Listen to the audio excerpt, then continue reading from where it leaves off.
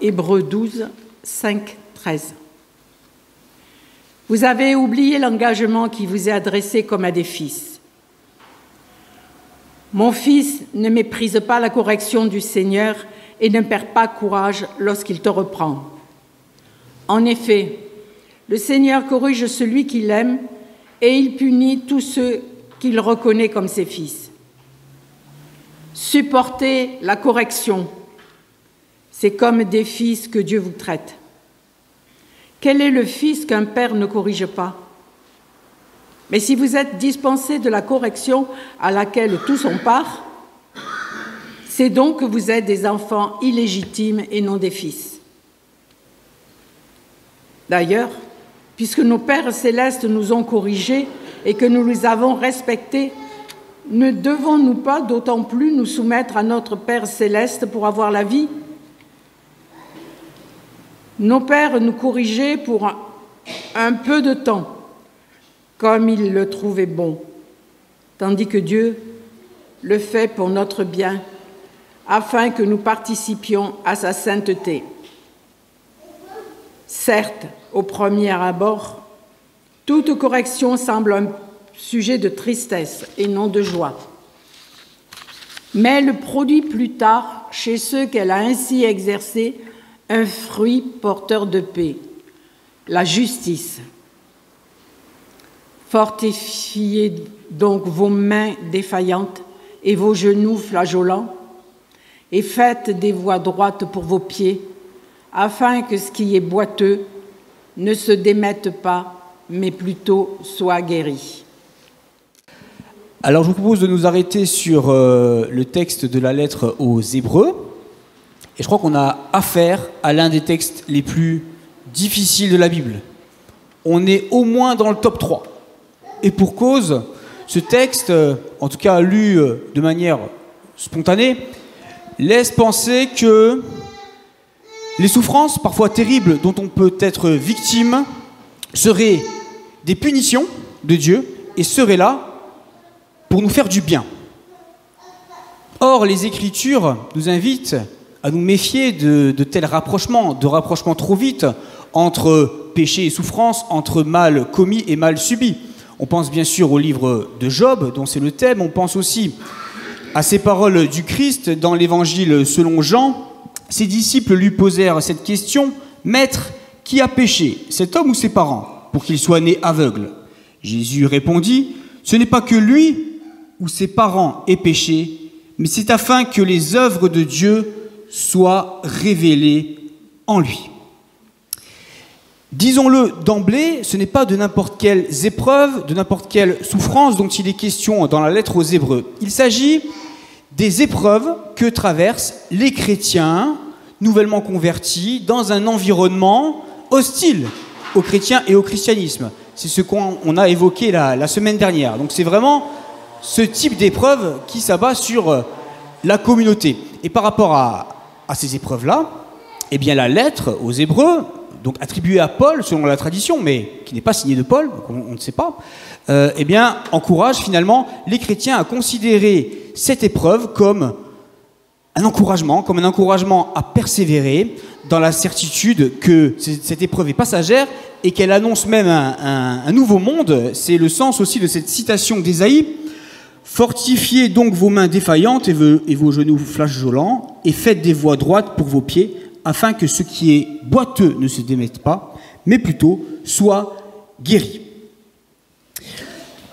Avec ce texte, donc, nous touchons la question très importante, effectivement, du lien entre péché et souffrance, mais aussi un thème extrêmement important et très présent dans notre langage spirituel, dans notre langage de foi, notre langage liturgique, la question de la paternité de Dieu, la question de Dieu comme un père. Après tout, pourquoi est-ce qu'on appelle Dieu notre père et pas notre mère? J'ai fait ma 3e année d'études aux États-Unis, à Louisville, dans le Kentucky, d'ailleurs le même état, l'état dont vient Dwight, qui était avec nous les dimanches précédents. Et lors du premier culte que j'ai vécu au séminaire là-bas, une étudiante a appelé Dieu « Mother God, Mother God. Dieu mère en anglais. Alors, mon anglais était pas terrible, elle avait un petit accent du sud des États-Unis, je ne sais pas si j'avais bien compris, mais après j'ai compris qu'elle avait vraiment ainsi désigné Dieu. Et quand on y réfléchit, après tout, c'est pas si illégitime que ça, quand on y réfléchit. Parce que, dans le livre de la Genèse, nous lisons que Dieu a créé l'être humain, homme et femme, mâle et femelle, à son image, à sa ressemblance. Hommes et femmes sont créés à la ressemblance de Dieu, donc, de ce point de vue, finalement, Dieu n'est pas plus masculin que féminin. En plus, dans la Bible, il y a plusieurs passages, déjà dans l'Ancien Testament, où l'action de Dieu, la nature de Dieu, sont comparées à l'action d'un père comme à l'action d'une mère. Plusieurs passages dans ce sens dans l'Ancien Testament, déjà, des textes qui sont peut-être moins connus, où l'action de Dieu est effectivement comparée à l'action d'un père. Donc Proverbe 3,12, « Car l'Éternel reprend celui qu'il aime, comme un père l'enfant qui a sa faveur. » Nous avons également le psaume 103, verset 13, « Comme un père a compassion de ses enfants, l'Éternel a compassion de ceux qui le craignent. » Et puis, il y a également des passages où l'action de Dieu est comparée à l'action d'une mère. Dans le livre d'Ésaïe, nous avons par exemple « Comme un homme que sa mère console, ainsi je vous consolerai. Vous serez consolés dans Jérusalem. » Puis on a également ce passage dans le livre de la Genèse, où Jacob bénit ses fils en disant notamment, je cite, « C'est l'œuvre du Tout-Puissant qui te bénira, des bénédictions des cieux en haut, des bénédictions des eaux en bas, des bénédictions des mamelles et du sein maternel. » On a donc effectivement des images de l'action de Dieu, de la nature de Dieu dans la Bible qui renvoient autant à des qualités qu'on associe à la maternité qu'à la paternité. Et d'ailleurs, Augustin d'Hippone, Saint Augustin si vous préférez, résume très bien les choses. Il dit, je cite, dans son discours sur le psaume 27, Augustin dit « Dieu est un père parce qu'il crée, parce qu'il appelle à son service, parce qu'il ordonne, parce qu'il gouverne. Il est une mère, parce qu'il réchauffe, qu'il nourrit, qu'il allaite, qu'il porte dans son sein. » Pour autant, il y a effectivement plusieurs passages où Dieu est comparé à une mère, comme à un père, mais il est toujours appelé père. Il y a des images maternelles et des images paternelles de Dieu, mais Dieu, on s'adresse dans la Bible toujours à lui comme à un père. Comme désignation, c'est seulement comme à un père qu'on s'adresse à Dieu et non comme à une mère. On compare, par exemple, aussi dans la Bible, Dieu à une poule qui veille sur ses poussins. C'est pas pour autant qu'on appelle Dieu ma poule ou notre poule. Pourquoi est-ce que dans la Bible on appelle et on désigne Dieu comme notre Père? Alors il y a sans doute une raison culturelle à cela. À l'époque, le père, c'est vraiment, beaucoup plus qu'aujourd'hui sans doute, le maître de la maison, le chef des familles, celui dont il faut respecter la volonté. C'est celui qui avait l'autorité ultime, parce qu'il avait aussi la responsabilité de pourvoir aux besoins de la famille, il avait la responsabilité de protéger la famille, et c'est pourquoi on lui devait également l'autorité. Donc, c'est une manière de renvoyer à l'autorité de Dieu. Et dans le monde gréco-romain, il n'est pas rare de s'adresser à des dieux comme à des pères, d'appeler les dieux pères. Par exemple, et notamment d'ailleurs les dieux les plus hauts du Panthéon. Par exemple, chez les Grecs et chez les Romains, on va appeler Zeus père, on va appeler Jupiter père. Et cela pour 3 raisons, au moins. D'abord, c'est une manière de respecter Dieu. C'est une marque de respect.